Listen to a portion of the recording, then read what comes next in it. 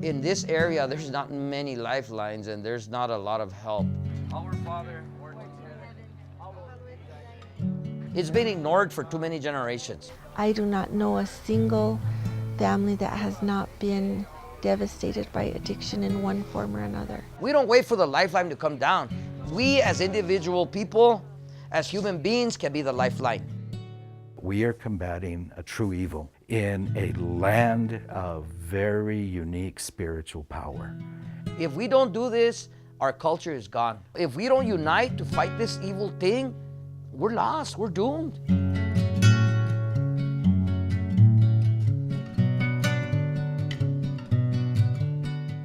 We need help, desperate help. A lot of people are afraid to speak out, and we're gonna be here for them.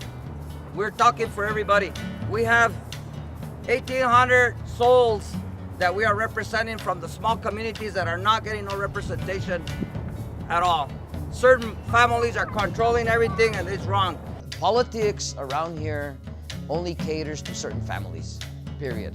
So if you're not in that political arena, you're not gonna get a job in the county, you're not gonna get a job in the city, you know? We all need representation, all the elderly. They've lost everybody in their lives. So from now on in, we will fight for justice for our people, and we will go and march on the governor that we need a field medical hospital to detoxify all our addicted people, especially those that are employed.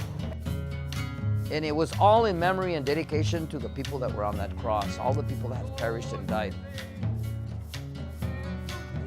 It was for a purpose. They wanted prayer.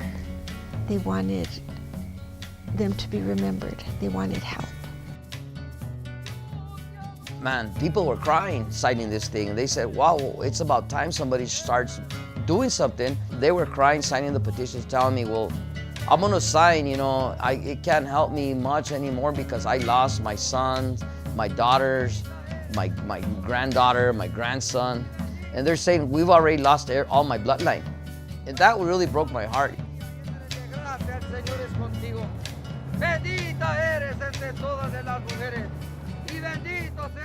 There has been so much death here. I'm surprised there's not a memoriam or a memorial to all these people, you know, because they are not criminals. They were the casualties of this war, casualties of the sickness of drugs.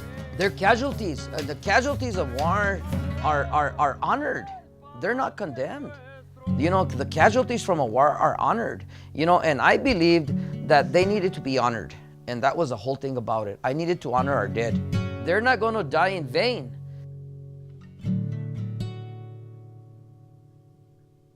The political establishment has in my opinion, very deliberately, methodically, and in an orchestrated manner done as much as it could to ignore this problem. What did they think was going to happen? You know, what was going to happen to the elderly? There's a whole generation that's lost. It has to do with the power behind it, the money behind it, and a lot of the political denial that's gone on. There was a price tag put on the backs of these addicts. How can Chimayo, the site of one of the most powerful healing places in the Southwest, the site where tens of thousands of people make their pilgrimage, be also the community where so much of the heroin is coming out of? I think there's been methodical, historical, deliberate attacks on those places and institutions and places of power that our people were rooted in. We have an epidemic that is out of control. It's just straight up out of control out in the norte. And that's why I came today, because I thought that the governor was going to come out here and greet us. We made this appointment. Hermano Pedro made this appointment months ago, but no one's here. We're here. Yes, we're here. To get there and wait and nobody comes out was like reliving everyone's hurt all over again and feeling this hopelessness and thinking, why aren't we important? It only takes the faith of as little as a mustard seed, but look at how many of us are here today. And I know that I stand here as a mom, and I know that I'm not going to turn my back on my family. In our culture here in northern New Mexico, when someone's down, we don't just walk over them or leave them behind. We help them up. We were one with this land, that we understood the sacredness of Mother Earth and our relationship to all that the Creator had given. That severing and that separation from the land as part of our historical trauma that's yet to be reconciled or addressed. You hear it everywhere, you know. If they wanted to, they'd stop. And it's not like that at all. You know, it's something deeper. And now, our families are being severed by this addiction and by this misunderstanding of how it needs to be addressed. The real dilemma, the source of the greater pain, is the historical trauma. That separation historically from the land and from the culture, that which rooted us and which gave us that cultural and spiritual strength.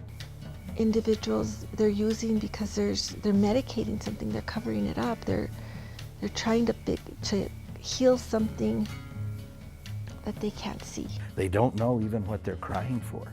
They don't know what it is that's missing inside that they're looking for. But we have found that it is in the ancient wisdom. They are looking for that cultural grounding. They want to know who and what they are and what their place and responsibility in this world is. I speak with anger, un coraje, because for 7 years, the person sitting in that desk up there that has the greatest responsibility has done the least to address this issue. These grave signs need to be placed on her desk.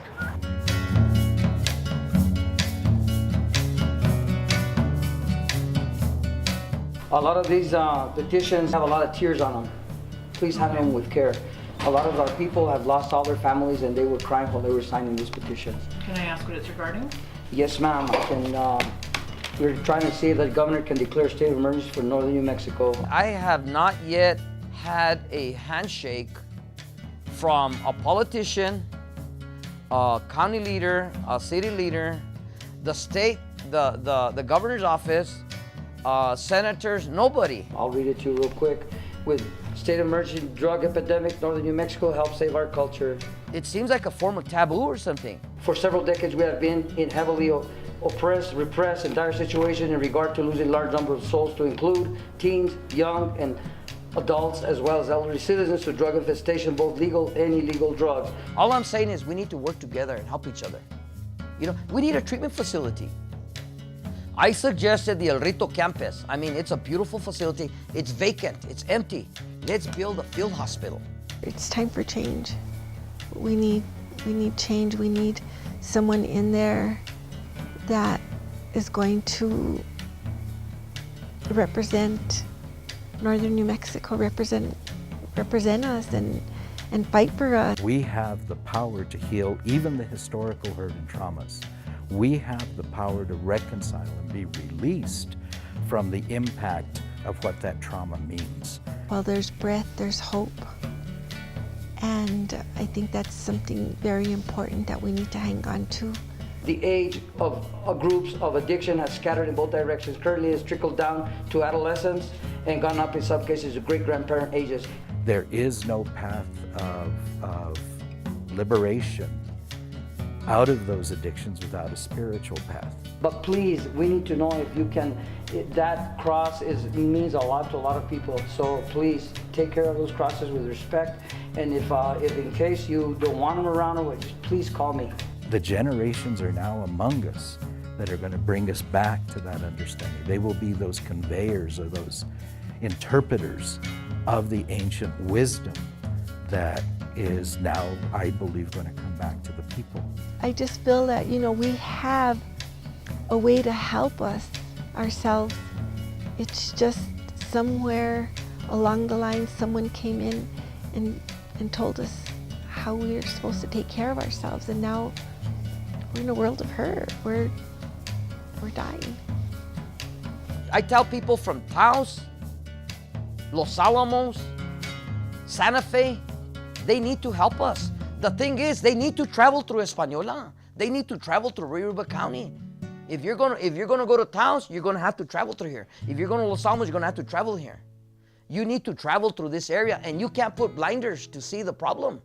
If we don't do this, our culture is gone. We need to save our culture. If we don't do this together, we're gonna be weeded out like the way it happened in Santa Fe, Taos, Los Alamos. Our culture is just gonna disappear, and modern dominant culture is gonna take over. That's just the way it is, plain and simple.